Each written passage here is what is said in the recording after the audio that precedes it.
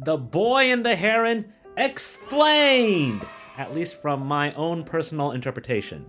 Obviously this video will have spoilers, so if you haven't watched the movie yet, this is your warning to click away.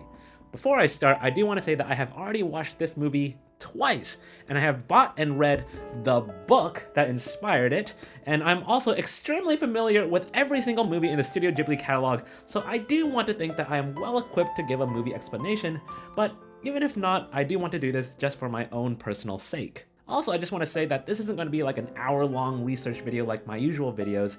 It's more so a very initial reaction kind of analysis, and so a lot of things might be kind of rough, but maybe in the future I'll do a super in-depth research video when I can. But with that being said, let's jump into the explanation. Oh, fuck. But yeah, the first thing I want to say is the most important thing I think you need to know before going to this movie is that this is Hayao Miyazaki's last movie. Yes, he's retired multiple times before with Princess Mononoke and The Wind Rises, but even so, I think it would be just as fair to interpret both of those movies as also his last movies as well, because the sentiments with which a movie is made never changes, even if the circumstances do afterwards. Even if Miyazaki does make another movie again, I think it's completely fair to assume The Boy and the Heron will be his last film as of now. And I really do think there is an air of finality deeply baked into this one. If you've seen some of the few public appearances Miyazaki has made today, the man looks old. He is balding, he's lost his beard, and the man is 82 years old. And it took over 10 years since The Wind Rises and the pandemic to make this movie. Keep in mind, this movie was originally announced as going to coincide with the 2020 Tokyo Olympics, but it kept on getting delayed and delayed because Miyazaki is getting older and can't work as hard as he used to, and so it is quite frankly almost a miracle that this movie finally got made. And so, as much as I would love for Miyazaki to cook up another masterpiece, I think it's safe to say that this might be the last one. So right away, I just want to get the biggest plot point out of the way, is that I think that the great-grand-uncle in The Boy and the Heron is Hayao Miyazaki. This uncle character has spent many years developing this beautiful, magical world inside the film, and it's soon going to crumble away unless he finds a successor. And so this is my personal interpretation, but I believe this beautiful, magical world with herons and parakeets, this is a metaphor for the entire filmography Miyazaki has developed with Studio Ghibli, and the world crumbling away and not being able to find a successor. This is Miyazaki making peace with the fact that his time of making movies is coming to an end. When Hayao Miyazaki retired in 2013, Studio Ghibli halted all production in 2014 because no suitable successor to Miyazaki could be found. And Studio Ghibli only came back into business in 2017 because Miyazaki came out of retirement. And so I believe The Boy and the Heron is about Miyazaki coming to peace with and letting go of the wondrous world he has created, and that we have enjoyed for so many years. When the magical world crumbles and is destroyed in The Boy and the Heron, it's all of us saying goodbye. Another supporting fact for the uncle character being based on Hayao Miyazaki is that in The Boy and the Heron, the uncle character is said to have disappeared from the real world because he became obsessed with this tower and this magical world he was creating. And in real life, Miyazaki was definitely obsessed with only wanting to spend endless hours working on his films, refusing to stay in retirement, and this obsession, sadly, most likely came at the expense of him being able to spend time with his family, just like how the uncle disappeared from his family in The Boy and the Heron. And so a question that might come up is, was building this world worth it? This magical world with so many obscure, intriguing rules and mysterious, fascinating characters and creatures that simultaneously tickles our fantasies and fills us with dread. Was it worth making in the end? Well, what exactly is this world? One of the reasons I love this movie so much and why I think it works so well as a final Ghibli movie is that in ways it feels like a celebration of Miyazaki's entire filmography up until this point. It felt like a one last huzzah, containing many references and callbacks to previous films, and this was a new aspect for a last film that I felt, say, maybe The Wind Rises lacked. For example, the fire animation of Hime unleashing fireworks against the pelicans felt like it was using animation techniques straight out of the Boy in the Stars scene from Howl's Moving Castle. And also, the glowing rocks of the movie felt reminiscent of the glowing Ethereum deposits in the mines of Castle in the Sky. The abandoned tower gave vibes of the abandoned amusement park in Spirited Away. The animation of various water scenes felt like they came straight out of Ponyo or Porco Rosso.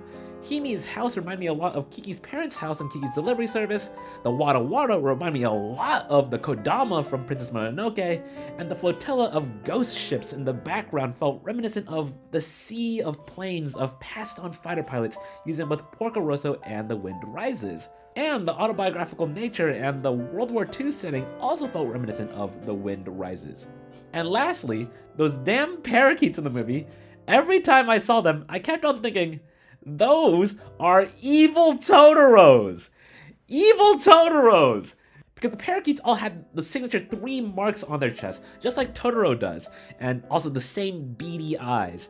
In fact, the Heron himself also bore these same Totoro-like markings on his chest, and this helps corroborate my theory that these birds all together symbolize the artistic works of Hayao Miyazaki, because a likening to Totoro is as close to a personal branding as it gets.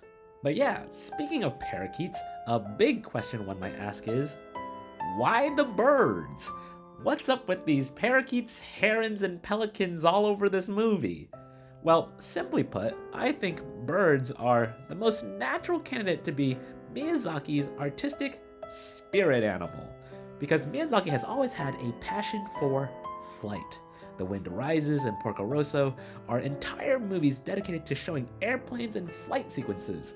Studio Ghibli's first movies, Nausicaa the Valley of the Wind and Castle in the Sky, made sure to highlight Miyazaki's love of many flying machines. And this is because Miyazaki's father was a manufacturer of planes during World War II. When you hear that, you might think, that's exactly like Jiro from The Wind Rises. Or you might also think that this is exactly like the father character in The Boy and the Heron, who is also a manufacturer of planes. In fact, just like how the main character's mother died in The Boy and the Heron, while Miyazaki's mother did not pass away when Miyazaki was a child, she was sickly with tuberculosis for most of his childhood, and Miyazaki constantly feared that she would pass away when he was a child. This is why tuberculosis is the disease Jiro's wife Nahako succumbs to in The Wind Rises. So, just as much as Miyazaki inserted parts of himself into the uncle character in The Boy and the Heron, he also inserted semi-autobiographical elements of himself into Mahito. But I do personally think he identifies more with the uncle character in the movie. I feel like The Wind Rises worked wonderfully as a last movie in Miyazaki's filmography because that film was very much a near autobiographical mirror of Miyazaki's own life, because Miyazaki was very much Jiro in that movie. But with The Boy and the Heron, I like how this movie takes a completely different approach that is equally valid for a last movie, because this movie feels more like Miyazaki is taking a step back, mostly watching from the sidelines as this uncle character, while Mahito is meant to serve more as a stand-in for us, the audience ourselves. In The Wind Rises, we were observing Miyazaki and Jiro. In The Boy and the Heron, Miyazaki is observing us and Mahito. So what do I mean by that? This is where I want to bring in the original Japanese title of the movie, How Do You Live? The movie was renamed to The Boy and the Heron in the States, but its original title was How Do You Live because it was named after this book by Genzaburo Yoshino. Now, having watched both the movie and read this book, I can confidently say that they have very little to do with each other, because while this movie was not based on this book, it was very much inspired by it. The main character of How Do You Live is an upper-class World War II era Japanese schoolboy whose father passed away, much like how Mahito in The Boy and the Heron is an upper-class World War II era Japanese schoolboy whose mother passed away, and much like how Hayao Miyazaki was an upper-class World War II era Japanese schoolboy whose mother almost passed away. The plot of How Do You Live is mostly a correspondence between a schoolboy and his uncle, and the plot of The Boy and the Heron is also kind of a correspondence between Mahito and his loosely defined uncle relation. But the plots of the book and the movie actually do have very little to do with each other. How Do You Live is basically a series of anecdotes or moral scenarios that a schoolboy faces that is intended to be a series of ethics lessons on how to be a good young boy, like what to do when your classmate is getting bullied, or the importance of appreciating good art. And The Boy and the Heron has very little to do with any of that. What is important to know, though, is that Hayao Miyazaki himself did read this book, How Do You Live, when he was a child in the 1940s. And just like how that book imparted lessons onto him back then, The Boy and the Heron feels like Hayao Miyazaki is trying to relay his own wisdom onto the new generations. Because Hayao Miyazaki has stated in past interviews that he wanted to make The Boy and the Heron as a movie for his grandson. More specifically, a movie that would say, Grandpa isn't going to be around forever. Mahito in The Boy and the Heron is supposed to be a stand-in for Miyazaki's grandson, or by extension, his lineage, or by even further extension, all the young people of today. And in The Boy and the Heron, the uncle character is looking for a successor from his own blood who might overtake the world he has created. And this is where I want to highlight the most important similarity between How Do You Live and The Boy and the Heron. And it's in the title. How do you live?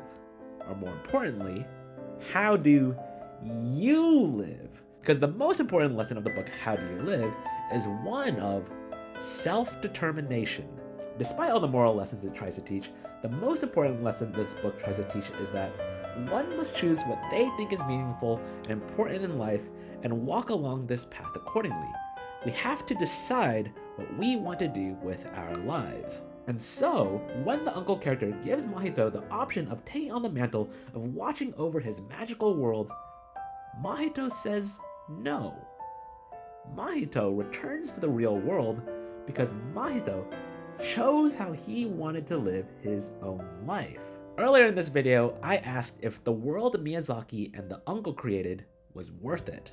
And I think what this movie wants to say is that because Miyazaki and the uncle chose to create this world because it was their decision on how to live their lives, their actions were worth it in the end.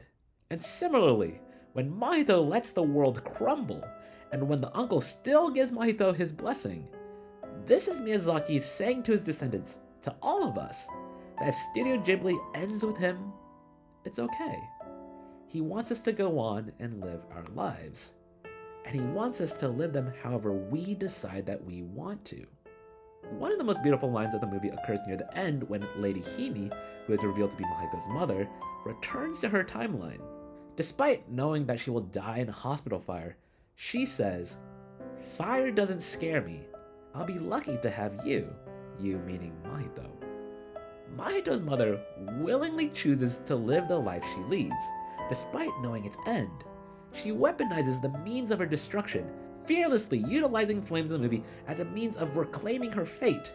And she has no regrets in her decision, in living her life the way she chooses. How do you live? How will you live? I guess it's also worth mentioning that the book is mentioned briefly in the movie as a gift from Mahito's mother. When Mahito reads the book, it is meant to be a pivotal moment of the movie, even if it's not explained through words. The main theme of the movie by Joe Hisaishi is the one that goes, I don't even know how the track name yet, but it's the one with the piano chords that goes a dun, dun. That's terrible, but it plays first during the title card of the movie, and then it plays a second time while Mahito reads How Do You Live? And so, it is through the use of this important motif of music, of these piano chords, that we assume that Mahito reading the book is when he starts to go through this coming of age process, when he begins to adopt the important life lesson of choosing how he wants to live. And this piano chord motif is also used a third time whenever we visit the uncle in the paradise world, because this theme, whatever it's called, is used to highlight the most important scenes of the movie. Anyways, the last aspect I want to talk about this movie is some of the words the uncle character uses to describe the magical world he made. Multiple times throughout the movie, he characterizes the world he built as one of malice. And so why would Miyazaki say the world he created is one of malice? Well, this is an idea Miyazaki has actually visited many times before.